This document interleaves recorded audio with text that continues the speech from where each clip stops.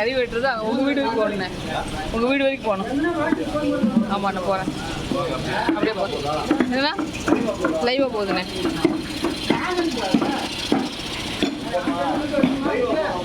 Live தானே.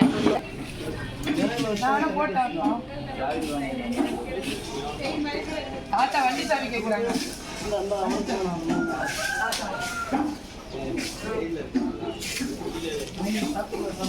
வண்டியிலே இருக்க